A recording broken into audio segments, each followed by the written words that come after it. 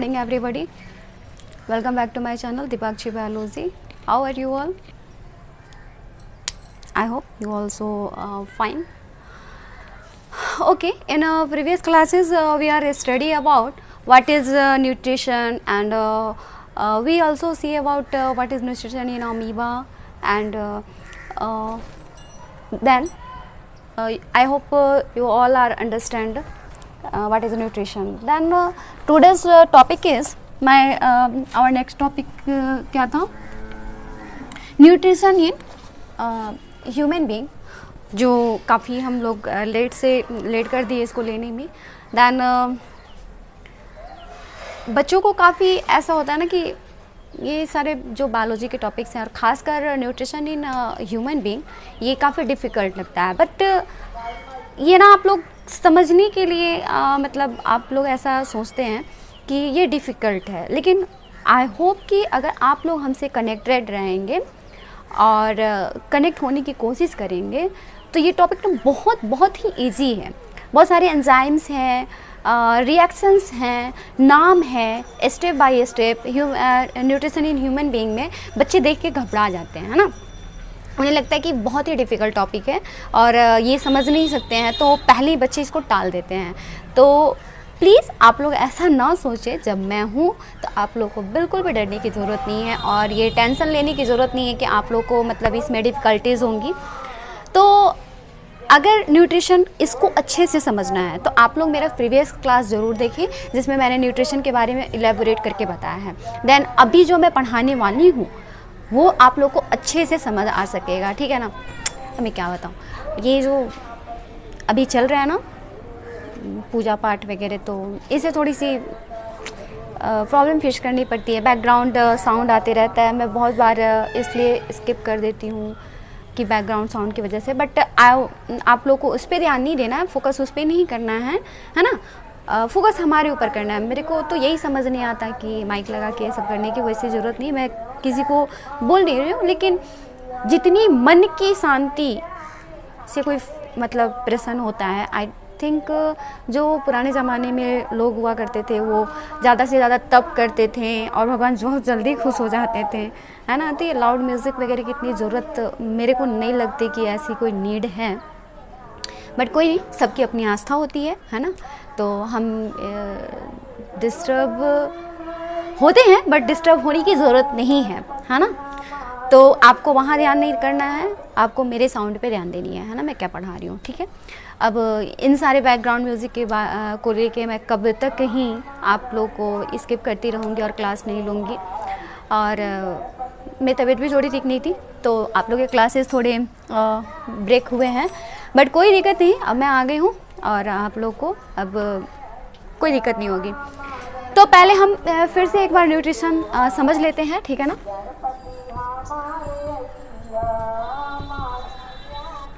ठीक है, देखिए न्यूट्रिशन इन ह्यूमन बीइंग. तो न्यूट्रिशन तो आप लोग देखे थे. न्यूट्रिशन में जैसे कि इंजेक्शन है ना, डाइजेशन है, ठीक है, एसिमिलेशन है, एक्सक्रीशन है. ये सारे प्रोसेस हम लोग अमीबा में भी 1 by 1 पढ़े थे, ठीक है ना. तो सेम टू सेम प्रोसेस हम लोग किस में देखेंगे, आपको ह्यूमन बीइंग में भी देखेंगे. जो ह्यूमन बीइंग के सारे न्यूट्रिशन के प्रोसेस थे सेम टू सेम हमने अमीबा में देखा था, जो कि आप लोग बहुत कम पढ़ते होंगे. लेकिन मैंने समझाने के लिए आप लोग को अमीबा में न्यूट्रिशन बहुत अच्छे से पढ़ाया है, तो आप लोग प्रीवियस क्लासेस में देख सकते हैं, ठीक है ना. तो फिलहाल हम लोग देखिए कि जो न्यूट्रिशन है, ठीक है ना, उसमें हम लोगों ने ऑटोट्रॉफिक एंड हेटेरोट्रॉफिक न्यूट्रिशन के बारे में भी पढ़ा था. तो उसमें जब आप लोग देखे थे हेटेरोट्रॉफिक न्यूट्रिशन में मैंने होलोजोइक न्यूट्रिशन आपको बताया होगा. तो होलोजोइक न्यूट्रिशन जो होता है ना, उसको हम लोग ओमनिवोरस न्यूट्रिशन भी बोल सकते हैं. जो न्यूट्रिशन इन ह्यूमन बीइंग जो होता है उसको हम लोग ओमनिवोरस न्यूट्रिशन बोल सकते हैं, होलोजोइक न्यूट्रिशन भी बोल सकते हैं. इट इज़ ऑल्सो होलोजोइक, यहाँ लिख सकते हैं, it is also holozoic nutrition, है ना, या ओमनिवोरस कह सकते हैं, ठीक है. तो ये हो सकता है, ठीक है. तो आप सबसे पहले देखेंगे, समझेंगे यहाँ पे न्यूट्रिशन जो है मतलब ह्यूमन बीइंग में, तो न्यूट्रिशन कैसे होता है बिकॉज डाइजेस्टिव सिस्टम, इसका मेन सिस्टम क्या है, मेन सिस्टम कौन सा इसमें पार्टिसिपेट होता है, मेन फंडा क्या है, तो आप इसको समझने की कोशिश कीजिएगा। जो डाइजेस्टिव सिस्टम होता है ना, डाइजेस्टिव सिस्टम, ठीक है ना, हम उस पर फोकस करेंगे, डाइजेस्टिव सिस्टम पे, ठीक है। तो डाइजेस्टिव सिस्टम क्या है बताइए, ह्यूमन डाइजेस्टिव सिस्टम मालूम। अब हम सब इसको न्यूट्रिशन इन ह्यूमन बीइंग्स को समझने के लिए सबसे पहले हम क्या समझेंगे, digestive system in human being, ठीक है।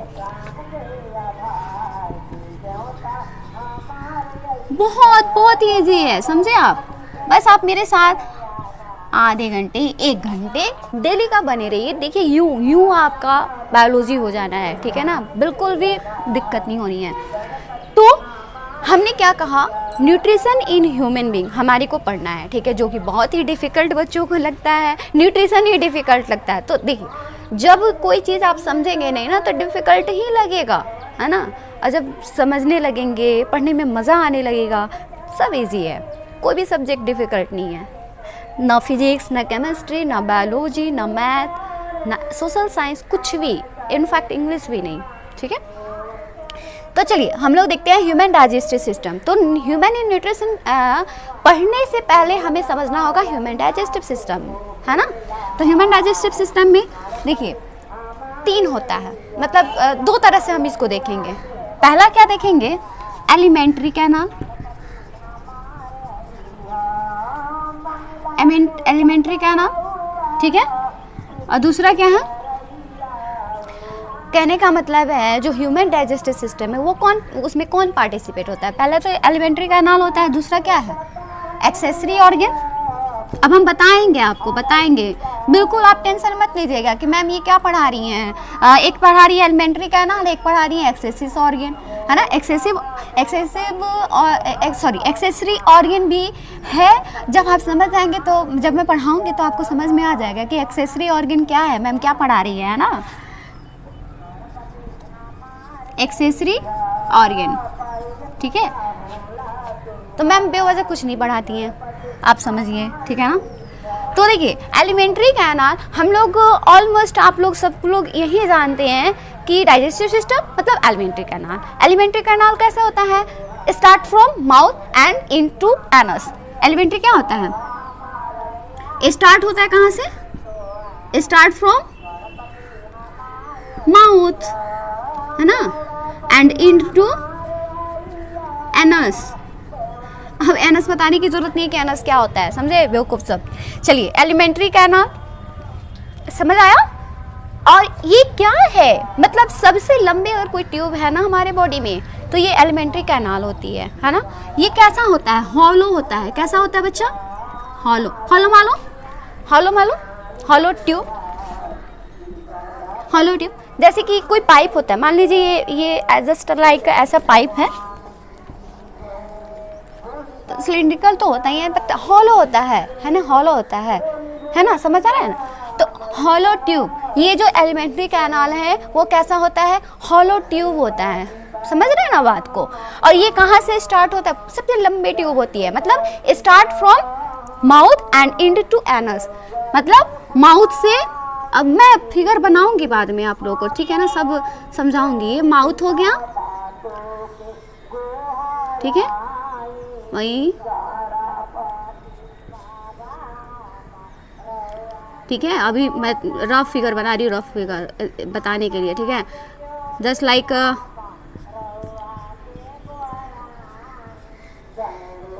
ठीक है। ये हुआ अपेंडिक्स, और ये जो इधर से आता है यही होता है बच्चा एनस, समझे। ये सिर्फ हम एलिमेंट्री कैनाल समझाने के लिए आपको बताए हैं, एलिमेंट्री कैनाल समझाने के लिए। बाकी जब पूरा डाइजेस्टिव सिस्टम समझाना होगा ना कि जो फूड है आपका कहाँ से कहाँ जाता है, कहाँ से कहाँ इसका डाइजेशन होता है, तो उसके लिए पूरा फिगर ड्रॉ करना होगा, ठीक है ना। तो मैं बताऊंगी, पहले तो आप समझ लो आप डाइजेस्टिव सिस्टम क्या है, इसका फंडा क्या है। तो देख रहे हो ना, आप देख पा रही हो ये माउथ है, माउथ से स्टार्ट होता है, देन ये ओसोफेगस है, स्टोमक है, एंड फिर ये लार्ज इंटेस्टाइन है, ये स्मॉल इंटेस्टाइन है, और यहाँ इसके एंड पे होता है आपको एनस, ठीक है ना। तो कहने का बस मतलब यही था कि जो एलिमेंट्री, इसी को हम लोग क्या बोलते हैं, alimentary canal, understand, start from mouth and end to anus, ठीक है ना, start from mouth and end to anus. ये क्या होता है, हॉलो ट्यूब होता है, ठीक है ना, हॉलो ट्यूब होता है। अब यहाँ पे हम देखेंगे एक्सेसरी ऑर्गन। अब मालूम आपको एक्सेसरी ऑर्गन क्या होता है? अच्छा, मैं इसको थोड़ा सा इरेज कर देती हूँ, फिर मैं बताती हूँ आप लोग को, ऐसे लिख के बताती हूँ, ठीक है ना।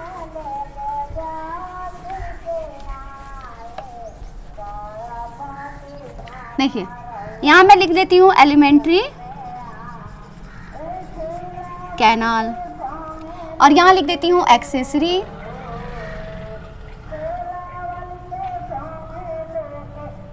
ऑर्गन। अरे बेवकूफ सर, इरेज कर देते हो तो परेशान काहे होते हो तुम लोग? भूल जाते हो क्या कि ये वीडियो मेरा है, रिकॉर्डेड है ना? पीछे जाके तुम लोग अपना बैक करके नहीं देख सकते हो, नहीं लिख सकते हो, पागल से। चलो देखो, तो अब आप लोग देखिए ज़रा, जो यहाँ पे एलिमेंट्री कैनाल है, एलिमेंट्री कैनाल में जो ऑर्गन है, ठीक है ना, हम उसकी बात करते हैं। तो देखिए एलिमेंट्री कैनाल में सारे ऑर्गन्स नहीं आते हैं, ठीक है ना। कुछ ऑर्गन्स जो हैं, जस्ट लाइक एलिमेंट्री कैनाल में कौन हो गया, माउथ हो गया।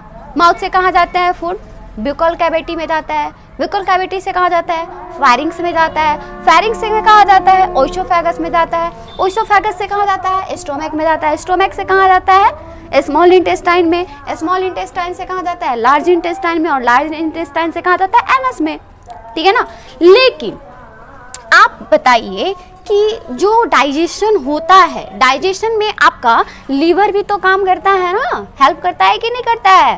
पैनक्रियाज हेल्प करता है कि नहीं? और जो सारा आप लोग पढ़ते हो कि ये एंजाइम है, वो एंजाइम है, यहाँ से ये एंजाइम निकल रहा है, वो एंजाइम निकल रहा है, फूड को तोड़ रहा है, फूड का डाइजेशन कर रहा है। कहाँ से होता है? लीवर से, पैनक्रियाज से, है ना, गॉल ब्लैडर से, सैलिवरी ग्लैंड से, है ना। तो ये सारे जो ऑर्गन्स हैं, ठीक है ना, ये सारे जो लीवर हो गया, गॉल ब्लैडर हो गया, पैनक्रियाज हो गया, सैलिवरी ग्लैंड हो गया, ये एलिमेंट्री कैनाल का पार्ट थोड़ी है। लेकिन ऑर्गन क्या है, ये ऑर्गन आपको डाइजेशन में हेल्प कर रहा है।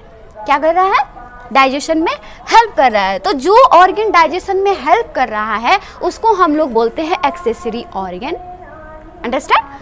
और जो एलिमेंट्री कैनाल में जो मतलब डाइजेशन में बिल्कुल डायरेक्टली पार्टिसिपेट हो रहा है, डायरेक्टली पार्टिसिपेट हो रहा है डाइजेशन में, उसको हम लोग बोलते हैं एलिमेंट्री कैनाल, ठीक है ना।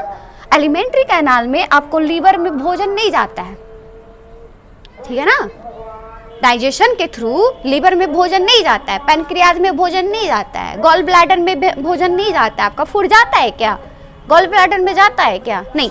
यहाँ से जब माउथ से ओसोफेगस में फूड आता है और यहाँ स्टोमक में आता है, तो यहाँ इधर पैनक्रियाज में घुस जाता है क्या, लीवर में चला जाता है क्या? नहीं जाता है ना, नहीं जाता है। लेकिन डाइजेशन में लीवर, पैनक्रियाज, गॉल ब्लैडर ये सब हेल्प तो कर रहा है ना जी, ठीक है। तो फूड हमारा क्या है, एक्सेसरी ऑर्गन में नहीं जाता है, बट ये क्या करता है, आपको हेल्प करता है डाइजेशन में, अंडरस्टैंड। अब यहाँ पे डाइजेस्टिव सिस्टम आप समझ पा रहे हैं कि डाइजेस्टिव सिस्टम क्या होता है। डाइजेस्टिव सिस्टम में क्या होता है, एलिमेंट्री कैनाल है और एक्सेसरी ऑर्गन है। एलिमेंट्री कैनाल में क्या होता है, जो फूड है, यहाँ मैं इरेज कर दूँ, इरेज कर दो। अरे बच्चे हम बनाएंगे ना, फिगर ड्रॉ करेंगे। फिगर वैसे मेरा ड्राइंग बहुत अच्छा है, लेकिन थोड़ा मार्कर से सही से नहीं होता नहीं है, लेकिन फिर भी आप लोगों को समझाने के लिए पूरा ड्रॉ करेंगे। माउथ है, माउथ में फूड हम लोग क्या किए, इनटेक किए, ठीक है ना, इनटेक किए जी। देन क्या होता है, ब्यूकल कैविटी में जाता है। ब्यूकल कैविटी क्या होता है, जो हॉलो, हम लोग मुंह खोलते हैं, ठीक है ना, और जो हॉलो एक बड़ा सा बुकाल मतलब एक हॉलो जो स्ट्रक्चर खुल रहा है माउथ का, हम नहीं खोलेंगे, पूरा दांत दिख जाएगा, ठीक है ना। तो वो कैविटी जो होता है, कैविटी, उसको क्या बोलते हैं हम लोग, उसको वोकाल कैविटी बोलते हैं, ठीक है ना। अब ब्यूकल कैविटी से कहाँ जाता है फूड, फेरिंग्स में। कहाँ जाएगा, फेरिंग्स में जाएगा, ठीक है। ये एरो बना हुआ है ना, एरो मतलब यहाँ से यहाँ ये आपका फूड क्या हो रहा है, मूव कर रहा है, समझ आ रहा है, मूव कर रहा है। फिर बुक्कल कैविटी से कहाँ जाएगा, इसमें कमी स्पेस चाहिए, ओइसोफेगस में, ओइसोफेगस में जाएगा ना जी, ठीक है। ये जो ओइसोफेगस होता है, ठीक है ना, फूड पाइप जिसको बोलते हैं, ओइसोफेगस में जाएगा। ओइसोफेगस से कहाँ जाएगा बताइए, स्टोमक में जाएगा, स्टोमक में जाएगा ना। अच्छा बताते हैं, रुक जाओ 2 मिनट में बताते हैं, 2 मिनट में 2 सेकंड में बताते हैं, बिल्कुल सर। स्मॉल इंटेस्टाइन, ठीक है, स्टोमक से स्मॉल इंटेस्टाइन में जाएगा, स्मॉल इंटेस्टाइन से तब जाता है लार्ज इंटेस्टाइन में, लार्ज इंटेस्टाइन में। अब लार्ज इंटेस्टाइन में जाने के बाद क्या होता है, वहाँ पे जो भी फूड है, वाटर है, वो एब्जॉर्ब हो जाता है और स्टूल जो है वो एनस के थ्रू बाहर आ जाता है, ठीक है। ये हो गया लास्ट आपका एनस, जिससे क्या होता है, स्टूल एक्सक्रीट आउट होता है। स्टूल क्या होता है, एक्सक्रीट आउट होता है। यहाँ आप देख पा रहे हो, माउथ है, माउथ से कहाँ गया, बुक्कल कैविटी, बुक्कल कैविटी से कहाँ गया, फेरिंग्स में, फेरिंग्स से कहाँ गया, ओइसोफेगस में, ओइसोफेगस से कहाँ गया, स्टोमक में, स्टोमक से कहाँ गया, small intestine, and then large intestine, then anus, ठीक है। अब देखिए,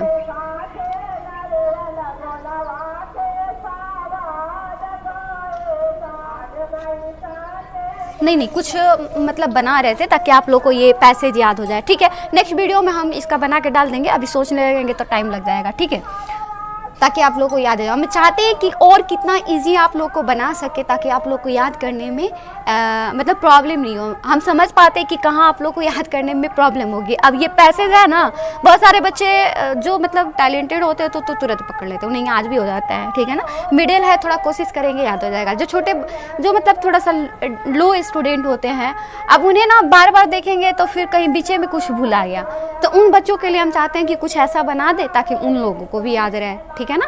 तो चलिए कोई बात नहीं, चलिए हम नेक्स्ट वीडियो में इसको डाल देंगे। एक्सेसरी ऑर्गन, एक्सेसरी ऑर्गन में क्या हो सकता है, लीवर होता है, लीवर हो सकता है ना, लीवर से एंजाइम जो सेक्रेट होता है वो बताएंगे हम आपको, ठीक है ना, जो हेल्प करता है। लीवर क्या, लीवर के बाद क्या होगा, पैनक्रियाज, पैनक्रियाज हो सकता है। और क्या हो सकता है बताइए, गॉल ब्लैडर,